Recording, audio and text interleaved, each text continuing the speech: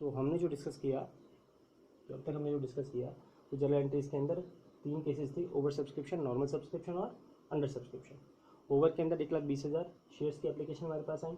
Normal में 1 lakh shares की application है जितनी हमने इशू करी थी। अंडर के अंदर 1 लाख शेयर्स हमने इशू करे और उसकी एप्लीकेशन रिसीव जो हमें हुई वो हुई 90,000 शेयर्स की एप्लीकेशन। इसके बाद हमने कुछ इसके कैटेगरी बांटी।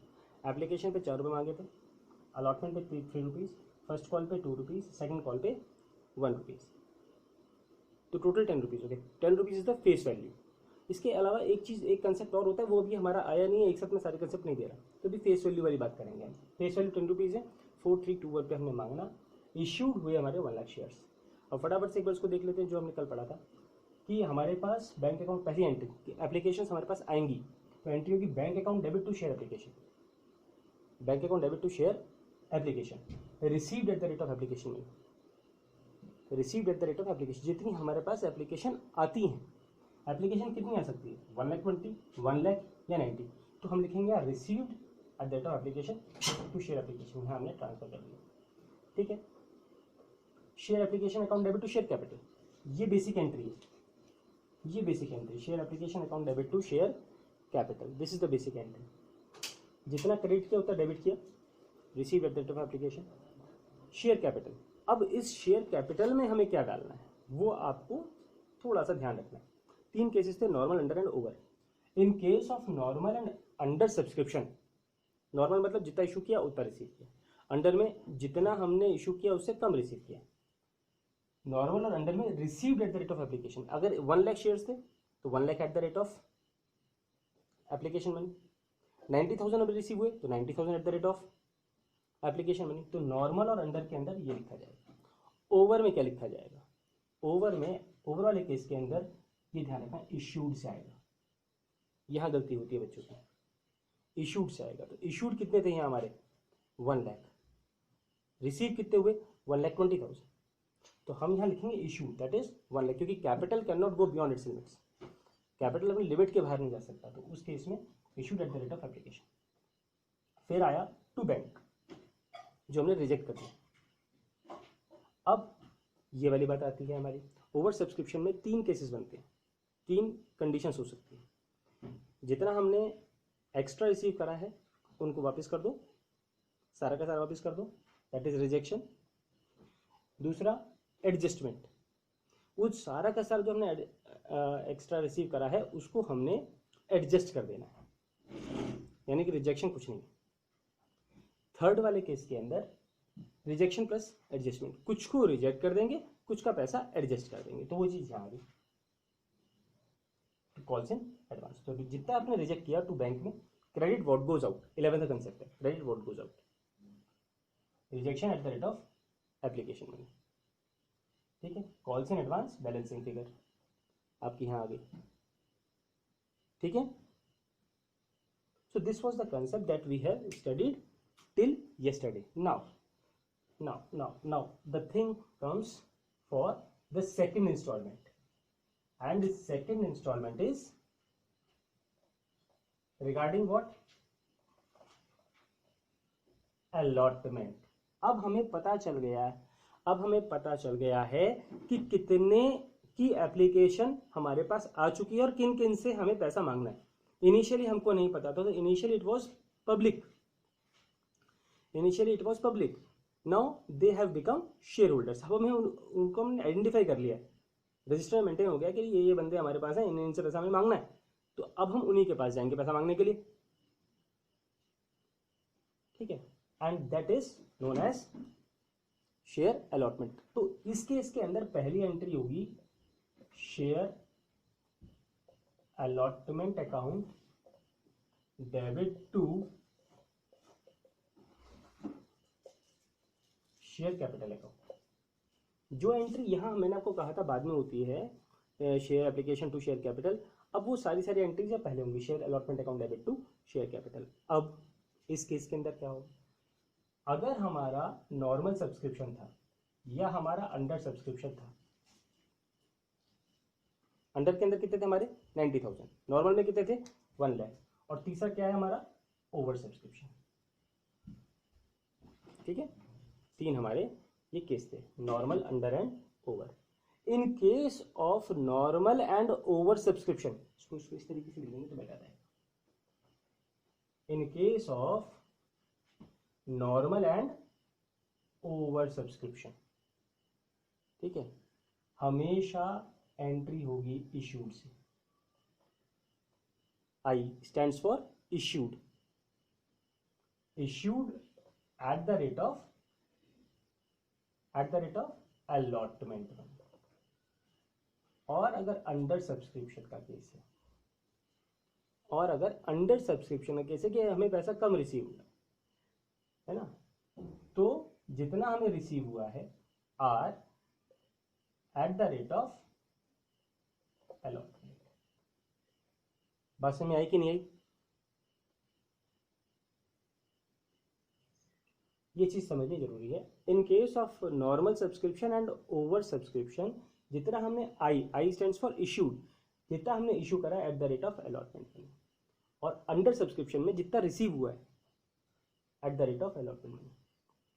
कैपिटल अपनी लिमिट से बाहर नहीं जा सकता, तो सेम वही यहीं का यहीं उत्ते का उत्ते ही आएगा, कोई दिक्कत नहीं। अब इसके बाद नेक्स्ट एंट्री होगी हमारी जो हमने रिसीव करा, bank account debit. Bank account debit to share allotment account. आप नोट करते रहिएगा साथ साथ, bank account debit to share allotment account. तो शेयर अलॉटमेंट जितने से डेबिट था उतने से क्या हो गया, क्रेडिट। ठीक है, for every debit there is equal credit. तो जितने से हमने डेबिट किया उतने से वो क्रेडिट हो गया टू शेयर अलॉटमेंट। अब बैंक में कितना आएगा, बैंक में एक्चुअल में जितना रिसीव हो रहा है। अब यहां आपने देखा था इससे पहले वाली एंट्री क्या थी, वो मैं दोबारा से लिख रहा हूं और फिर आपको उसका रेफरेंस देता हूं। वो थी entry share application account debit to share capital to bank to calls in advance. यानी कि एक बंदा ऐसा था जिसने क्या करा था, एप्लीकेशन के टाइम पर अलॉटमेंट का पैसा दे दिया था। हो सकता है उसने फर्स्ट कॉल का भी दे दिया हो, मगर अभी हम मान के सिंपल केस लेके चल रहे हैं उसकी, उसने हमें अलॉटमेंट का पैसा दे दिया। तो हमेशा ये नहीं होगा, बता रहा हूं आपको, थोड़ा कॉमन सेंस भी लगाना पड़ेगा कि कितना पैसा उसने फर्स्ट कॉल का दिया, कितना उसने सेकंड कॉल का दिया, कितना उसने एप्लीकेशन के टाइम पे अलॉटमेंट का दे दिया। तो जितना अलॉटमेंट का उसने दे दिया है, ये क्रेडिट जो हुआ था ये यहां डेबिट हो जाएगा बेटे, कॉल्स इन एडवांस डेबिट। बस में आई कि नहीं आई, आई कि नहीं आई? जो यहां क्रेडिट हुआ है, ये यहां डेबिट हो जाएगा। हमेशा ये सारा का सारा डेबिट नहीं होगा, always it will not be possible, it will depend question to question. Question की अंडरस्टैंडिंग आपको देखनी है कि क्वेश्चन में क्या कहा है, कितना अलॉटमेंट पर था, कितना फर्स्ट कॉल पे था। एप्लीकेशन पे उसने ज्यादा पैसा दे दिया तो हमने उसका अलॉटमेंट पे एडजस्ट करा, कुछ फिर पैसा बच गया तो हमने उसका फर्स्ट कॉल पे एडजस्ट करा। तो जितना अलॉटमेंट पर एडजस्ट होना है वो कॉल्स इन एडवांस आएगा। आपकी बुक्स में कॉल्स इन एडवांस नहीं लिखा हुआ है, अधिकतर बुक्स में नहीं लिखा हुआ है, and it is a wrong method. CBSE बहुत ज्यादा पर्टिकुलर है इस चीज के लिए। पिछले 2-3 साल से वो ये क्वेश्चन पूछ रही है कॉल्स इन एडवांस का, और बच्चों को जो उनके कहीं वो पढ़ते हैं या जिस किताब से वो देखते हैं उस किताब के अंदर कहीं मेंशन नहीं है कि वो कॉल्स इन एडवांस होगा, तो बच्चों वो गलत हो रहा है। इसलिए आप ध्यान रखें कि कॉल्स इन एडवांस को डेबिट और क्रेडिट करना जरूरी है। तो यहां हमने कॉल्स इन एडवांस को डेबिट कर देना है। So this is the second installment known as allotment. Share allotment account debit to share capital in case of normal and over subscription issued at the rate of allotment, under subscription में received at the rate of allotment. ठीक है, bank account debit, calls in advance account debit to share allotment. तो bank में जितना पैसा आएगा ये balancing figure होगी, again it will be a balancing figure. और कॉल्स इन एडवांस ये यहां से ट्रांसफर होकर आया है इससे पहले वाली एंट्री से।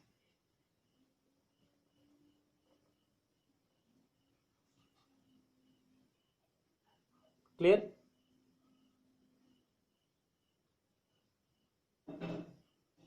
ये चीज है बेटा, अलॉटमेंट जितने से डेबिट हुआ था उतने से क्रेडिट हो गया।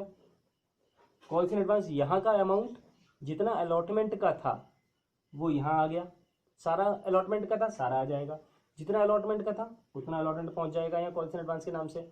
और फिर क्या होगा, बैलेंसिंग फिगर बैंक में। क्लियर है बेटा? अब इसी पैटर्न पर, सेम इसी पैटर्न पर आपकी एंट्रीज फर्स्ट कॉल की और सेकंड कॉल की होनी है। नाम केवल चेंज हो जाएगा, यहाँ फर्स्ट कॉल फिर हो जाएगा second and final call, second and final call. That is all about your basic concept, basic accounting treatment in issue of shares. ये बेसिक अकाउंटिंग ट्रीटमेंट है इश्यू ऑफ शेयर्स का। अगर आपको ये बेसिक वाला सारा कंसेप्ट क्लियर हो गया कि ब्रैकेट में हमने क्या क्या लिखा हुआ है, तो उम्मीद कर सकते हैं कि आगे के जितने भी आगे टफ होने चीज, टेक्निकल चीज और होनी शुरू होगी वो आप आराम से समझ पाओगे। तो कॉल्स इन एरियर्स का कंसेप्ट दोबारा से मैं बता रहा हूँ, जो पैसा मांगा जाता है नहीं आता कॉल्स इन एरियर्स, जो पैसा नहीं मांगा गया आ गया वो कॉल्स इन एडवांस। अब मान लीजिए अलॉटमेंट के टाइम पर एक बंदे ने 10,000 शेयर के लिए अप्लाई करा, 10,000 के 10,000 हम उसको दे दिए, तो उसका कोई पैसा एडजस्ट तो नहीं होगा, क्योंकि जितना मांगा था उतना हमने उसको दे दिया। अब क्या होगा, अब होगा कि अब हम उससे मांगेंगे अलॉटमेंट मनी। भैया अलॉटमेंट मनी दो तुम हमें, है ना, अलॉटमेंट मनी दो। अब अलॉटमेंट मनी जब हमने उससे मांगा तो उसने क्या करा, अलॉटमेंट मनी नहीं दिया, तो वो क्या होगा, calls in arrears, calls in arrears. Number of shares जितने पर रिसीव नहीं, नंबर ऑफ शेयर्स जिस पर अलॉटमेंट मनी रिसीव नहीं हुआ, number of shares on which allotment not received, allotment not received at the rate of allotment debit। आपकी book के अंदर ये भी नहीं लिखा हुआ है, मजे की बात। तो आप इसको आप लिख लें, समझ लें, जिससे कि आपको सॉल्व करने में दिक्कत ना आए। और इसको आप एकदम अलग अलग पेपर्स पे लिख लीजिएगा, अलग जैसे आपने लास्ट क्लास 11th में आपने करा था वैसे ही आप इसको नोट कर लीजिएगा, जिससे कि आपको दिक्कत ना आए। ठीक है, 2 बार नोट करिए, मैंने आज नोट करा है, आप उसको आज नोट करें, मैंने कल नोट करा, मैं कल दोबारा नोट कराऊंगा, दोबारा नोट करें, आपकी हैबिट बन जाएगी ब्रैकेट वाले की। और एक बार आपकी ये हैबिट पड़ गई, आपको याद रह गया कि हमने क्या लिखा था, कि ऐसा भी क्वेश्चन आ जाए आप आराम से कर जाओगे। ठीक है,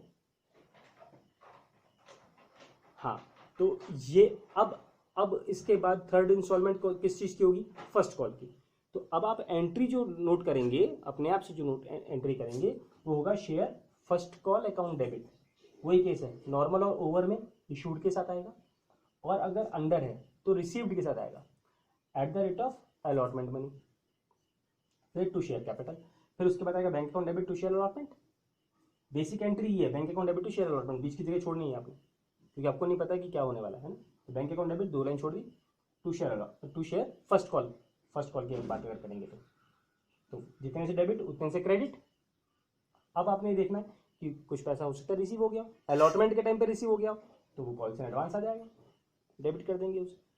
और जो पैसा फर्स्ट कॉल का रिसीव नहीं होगा वो कॉल्स इन एरियर्स के नाम से डेबिट हो जाएगा, और बैलेंसिंग फिगर अगेन बैंक में। Similarly in the case of what, second and final call. So this was all about your basic journal entries of issue of shares, including calls in arrears and calls in advance. तो आपको ये concept को दोबारा से देख लीजिएगा। I will